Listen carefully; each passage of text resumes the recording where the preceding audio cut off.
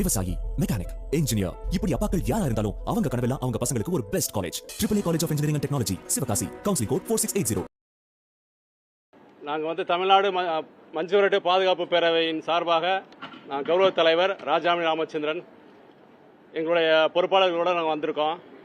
நாங்கள் சிவகங்கை மாவட்டம், தென் மாவட்டம், குறிப்பாக தென் மாவட்டம், சிவகங்கை, ராமநாதபுரம், மேலூர், மதுரை, புதுக்கோட்டை மாவட்டத்திலேருந்து பொறுப்பாளர்கள் மட்டும் இல்லை, கிராமத்திலேருந்து வந்திருக்கோம். மஞ்சுவரட்டு நடத்துகிற கிராம மக்களின் சார்பாக நாங்கள் வந்திருக்கோம்.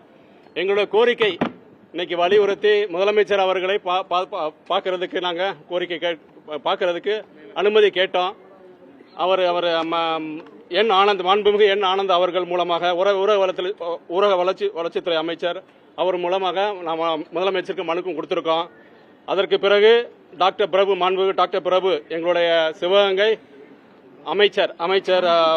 அமைச்சர் கனிம வளத்துறை அமைச்சர் அவர்களையும் நாங்கள் சந்தித்து எங்களுடைய கோரிக்கை மனு அளிச்சிருக்கோம்.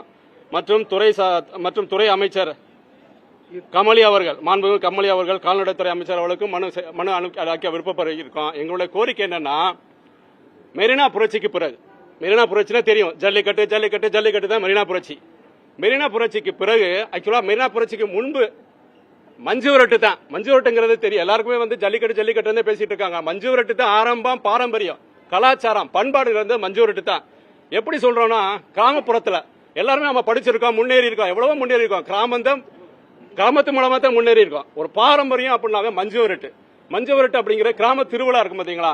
ஒவ்வொரு மாசமும் சித்திரை மாசத்திலிருந்து பங்குனி மாசம் வர ஒவ்வொரு திருவிழா, தேர் திருவிழா, ஆடி திருவிழா, திருத்தேர் திருவிழா, எல்லா திருவிழாவுக்கும் திருவிழா சொல்லி, முறைப்படி திருவிழா சொல்லி, ஒரு திருவிழாவே 10 நாள் நடக்கும். சொந்தம் பந்த எல்லாரையும் கூட்டி ஒரு திருவிழா நடத்துவோம்.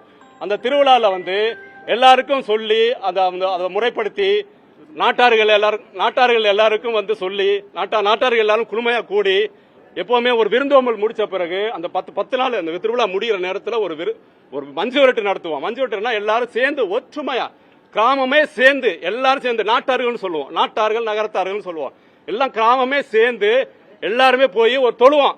ஒவ்வொரு கிராமத்துக்கு ஒரு தொழுன்னு சொல்றது. அந்த தொழுவுல தான் பாரம்பரியமா துண்டும் வேஷ்டியும் மட்டும்தான் கொடுத்து அந்த மஞ்சுவரட்டை நடத்துவோம்.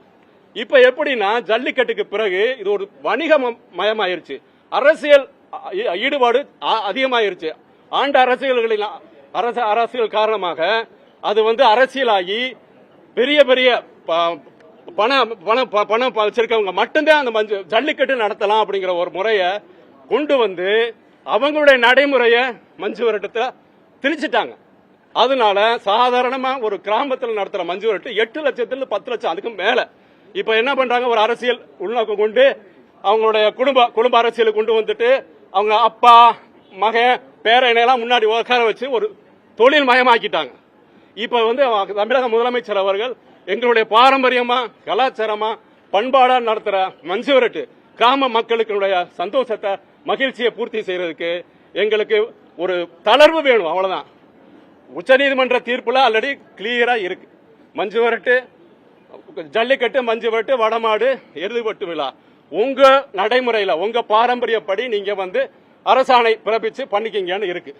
ஏற்கனவே இருக்க அரசு ஜல்லிக்கட்டுக்கு ஒரு நடைமுறை பண்ணிட்டாங்க, வடமாடுக்கு ஒரு நடைமுறை பண்ணிட்டாங்க, எருது கட்டு விழாவுக்கு பண்ணிட்டாங்க. ஆனா அந்த மஞ்சுவரட்டுக்கு என்ன பண்ணிட்டாங்க, அவங்களோட நடைமுறையை ஃபாலோ பண்ணுங்கன்னு சொல்லிட்டு அரசாணை பண்ணிட்டாங்க. அதனால திருவிழா தேதிகள்ல கிராமத்தில் நடக்கிற மஞ்சுவரட்டு நடத்த முடியாம போகுது. ஒற்றுமையே கெட்டு போகுது. இந்த ஜல்லிக்கட்டுனால நாட்டு மாடுகளுடைய இனப்பெருக்கமே அழியுது. சரியா? இதுக்கு ஒரு தமிழக தமிழக முதலமைச்சர் அவர்கள் எங்களுடைய கோரிக்கையை நிறைவேற்றி தருமாறு பணிபன்புடன் கேட்டுக்கொள்கிறோம். நான் புதுக்கோட்டை மாவட்ட செயலர் முருகேசன் ராங்கியர் பேசுகிறேன்.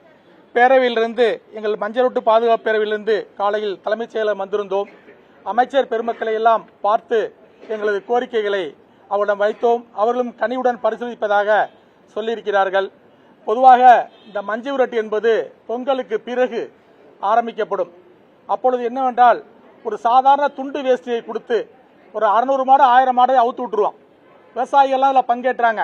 ஆனால் இன்னைக்கு அதையெல்லாம் அழித்தொழிக்கப்பட்டு வாடியின் நடைமுறையை இந்த மஞ்சுவரட்டில் பூத்துகிறார்கள். அதனால் சாதாரண விவசாயியோட மாடு அவிழ்க்க முடியாத அடிமாட்டுக்கு செல்லும் நிலை ஏற்பட்டிருக்கிறது. அதனால் இந்த பாரம்பரிய மஞ்சுவரட்டை காக்க வேண்டும், அதை நாட்டினக்கால்களை போற்ற வேண்டும் என்ற கோரிக்கையோடு நாங்கள் இங்கே வந்தோம். இங்கே வந்து புதிய அரசின் பொதுச் செயலாளர் மரியாதைக்குரிய அமைச்சர் என் ஆனந்தையா அவர்களை பார்த்தோம். அவர்கள் எங்களுக்கு மிகுந்த சந்தோஷத்தை வரவேற்று எங்கள் வந்திருந்த பேரவை உறுப்பினர் எல்லாரையும் வரவழைத்து மகிழ்ச்சியோடு கோரிக்கையை கேட்டறிந்தார். நாங்கள் சொல்லி இருக்கிறோம், மிக விரைவில் அதை ஆராய்ந்து நல்ல முடிவாக எடுக்கிறோம் என்று எங்களுக்கு அருமையான ஒரு ஆறுதலையும் ஒரு மகிழ்ச்சியான செய்தியும் அவர் சொல்லியிருக்கிறார்கள். நாங்கள் மிகுந்த மகிழ்ச்சியோடு இந்த தலைமைச் செயலகத்தில் வந்திருந்து விடைபெறுகிறோம். விரைவில் எங்கள் பாரம்பரிய மெஜாரிட்டி ஜெயிக்க வேண்டும், எங்கள் உழவர்களும் நாட்டினக்காலையும் காக்கப்பட வேண்டும் என்ற கோரிக்கையை புதுக்கோட்டை மாவட்ட சார்பாக தெரிவிக்கிறேன். நன்றி, வணக்கம். விவசாயி, மெக்கானிக், இன்ஜினியர், இப்படி அப்பாக்கள் யாரா இருந்தாலும் அவங்க கனவெல்லாம் அவங்க பசங்களுக்கு ஒரு best college. AAA college of engineering and technology, Sivakasi. Counselling code 4680.